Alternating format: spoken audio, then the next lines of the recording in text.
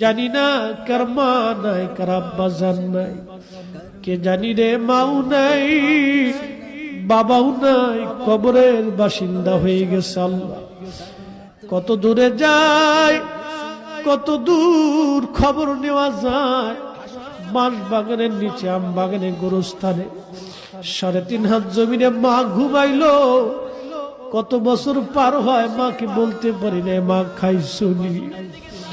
কতদিন পার হয়, আব্বাকে বলতে পারি নাই বাবা খাইছনি। এই মাহফিল যারা সাজাইলো তাদের বাবার কুল, মায়ের কুল।